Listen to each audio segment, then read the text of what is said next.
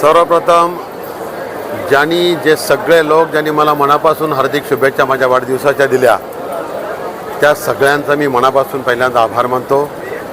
आणि आपण सगळे साक्षीदार आहात. गेल्या 4-5 दिवसापासून अजून उद्याचाही दिवस आहे.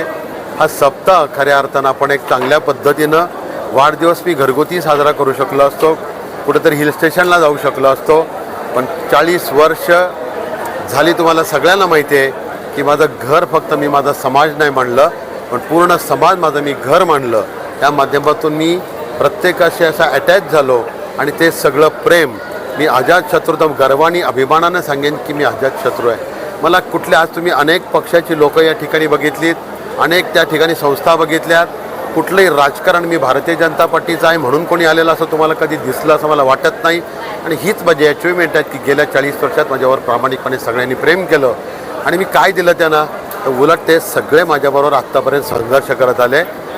40 वर्ष तुम्ही बघितलात. आत्ता या 10 वर्षात भारतीय जनता पार्टीचा आदरणीय नरेंद्र मोदीचे पंतप्रधान होतात. अटलजी तेव्हा झाले, पण एक 6 वर्षासाठी लाल किल्ल्यावर त्यांनी झेंडा फडकवला. पण आमच्या अनेक वर्ष संघर्षामध्ये गेली. या रायगड जिल्ह्यात खऱ्या अर्थानं भारतीय जनता पार्टीचं कमळ फुलवणं अतिशय कठीण होतं. म्हणजे भारतीय जनता पार्टीच्या महाराष्ट्र प्रदेशच्या दृष्टिकोनातून हा रायगड जिल्हा हा अतिशय खडकाळ जिल्हा होता BJPच्या दृष्टिकोनातून.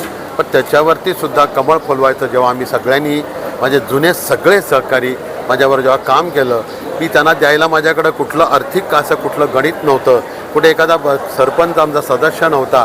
पण हळूहळू हे करता सदस्य, सरपंच, उपसरपंच, नगरपालिकेमध्ये उपनगराध्यक्ष, नगरपालिकेमध्ये नगराध्यक्ष, ZPच्या सदस्यांपर्यंत आम्ही पोचलो. त्याचे तुम्ही सगळे साक्षीदार आहात. आणि हे सगळं करत असताना हा जो आता सप्त्याचा हा कार्यक्रम 7 दिवस हा कार्यक्रम आपण सगळे बघतात, आपण उपस्थित होतात. एकही असं क्षेत्र आम्ही सोडलं नाही. विक्रांतनी प्रत्येक वेळा सांगितलं, मग अगदी आपल्या मातृशक्तीसाठी आम्हाला काहीतरी करायचं असेल, त्यांच्या आरोग्य शिबिरासाठी आरोग्यासाठी काही करायचं असेल, आम्हाला स्टुडंटसाठी शाळेतल्या विद्यार्थ्यांसाठी काही करायचं असेल, आमचे ज्येष्ठ आहेत ज्यांनी भरभरून आशीर्वाद आम्हाला आत्तापर्यंत दिले, त्यांच्यासाठी आम्हाला जे करायचं आहे ते तुम्ही सगळं बघितलं आम्ही त्या ठिकाणी केलं. त्या ठिकाणी संतुलन या पृथ्वीचं, या पर्यावरणाचं राखलं गेलं पाहिजे. त्याचं पाणी ठेवलं. मी भाग्यवान आहे की 5 जूनला जागतिक पर्यावरण दिन पण त्याच मुहूर्तावरती आला. आणि त्याच्यामध्ये आम्ही सरकारी ऑफिसमध्ये, RTOच्या ऑफिसमध्ये त्या ठिकाणी आम्ही वृक्षारोपण केलं. आणि हे आम्ही सातत्यानं करत असतो. फक्त वाढदिवस आलाय म्हणून या सगळ्या गोष्टी होत नाहीत. 365 दिवस ही समाजाची आमची बांधिलकी आहे. आणि सगळी बांधिलकी करत असताना प्रत्येकाच्या जे अंत्योदयाचं, जे दीनदयाळजींचं आमचं स्वप्न, ज्या विचारावर भारतीय जनता पार्टी चालते, तो विचार आमचा आहे की शेवटच्या स्तरातल्या घटकाच्या डोळ्यातले अश्रू पुसणं, त्याच्या चेहऱ्यावरती हास्य उमलवणं, हे आमचं काम आहे. तो जेव्हा हसेल, त्याच्या डोळ्यातलं पाणी जेव्हा आम्ही पुसू, तेव्हा खऱ्या अर्थानं कुठंतरी प्रगती झाली असं आम्ही म्हणतो. आणि ते अंत्योदयाचं स्वप्न घेऊन भारतीय जनता पार्टीचा झेंडा प्रतिकूल परिस्थितीमध्ये मी हातात घेतला. आज अभिमान वाटतो की ज्या जिल्ह्यात भारतीय जनता पार्टीची सुरुवात ज्या आम्ही ताकदीनं केली, कठीण परिस्थितीमध्ये सुद्धा आम्ही टिकून राहिलो. निष्ठा ज्याला काय आहे ते आम्ही सिद्ध केली. प्रामाणिकपणा, संघर्ष, समर्पण हे सगळं आमच्या कार्यकर्त्यांनी आमच्याबरोबर केलं. आणि आज माझ्या डोळ्यासमोर 4 आमदार या रायगड जिल्ह्यात झाले, युतीतले खासदार या जिल्ह्यामध्ये झाले, आणि भारतीय जनता पार्टी भगवा, पूर्ण रायगड जिल्हा भगवा झाला. ही माझी राजकीय अचिव्हमेंट आहे. मी काय मंत्री झालो मला माहिती नाही, पण आज मी अटल बिहारी वाजपेयी साहेबांच्या शेजारी बसायचं मला भाग्य मिळालं. माननीय उपपंतप्रधान अडवाणी साहेबांचा दौरा या रायगड जिल्ह्यात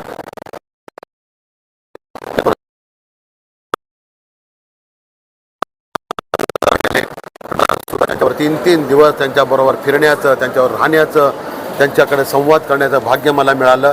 प्रमोदजी महाजनांसारखे महान नेत्यांच्याबरोबर मला सुसंवाद करण्याचं, त्यांच्याबरोबर बसण्याचं भाग्य मला मिळालं. आदरणीय मुंडे साहेबांनी, आज मी या ठिकाणी उभा आहे, मला मुंडे साहेबांनी उभं केलं. त्या इतक्या मोठ्या महान नेत्यांच्या बरोबर त्या विचारधारेत बसणं, मला असं वाटतं की फार भारतीय जनता पार्टीतल्या कमी कार्यकर्त्यांना मिळालं. त्यापैकी मी एक भाग्यवान कार्यकर्ता आहे. आणि म्हणून मी इथून पुढे सुद्धा जे आत्तापर्यंत जी लोकं आली, ज्यांना काही येता आलं नाही, पण ज्यांनी अनेकांनी मला शुभेच्छा दिल्या, त्या सगळ्यांचा मी ऋणी आहे. त्यांच्यासाठी मी विक्रांतलाही सांगितलं आहे, त्यांच्या शुभेच्छांनी आणि आशीर्वादाने विक्रांत आमदार झाला.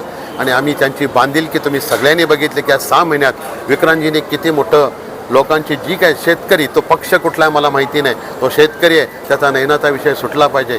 तो शेतकरी आहे, त्याचे शिक्के शिडकोणी अडकून ठेवले, त्याच्या जमिनी 84 सालापासून 70 सालापासून अडकून ठेवल्या, त्या जमिनी सोडवण्याचं काम 1100 एकर आत्ता या वेळेला सुटलेली आहे, ते तुम्ही बघितलं. सामान्य आमचे लोक इथं आली, त्यांना लॉटरी, त्याचं घर एक आयुष्यातलं स्वप्न होतं, ते स्वप्न पुरं करायला 74 लाख घराच्या 300 फुटाच्या घराच्या किमती, एवढ्या भारीतल्या किमती त्या गरिबाला परवडत नव्हत्या. जवळजवळ आपण 69,000 घरांचा प्रश्न सोडून 10% अमाऊंट कमी करण्याचा प्रयत्न केला. त्या ठिकाणी आपण रिडेव्हलपमेंटच्या विषय, लाखो लोकांचे ते विषय होते की रिडेव्हलपमेंट,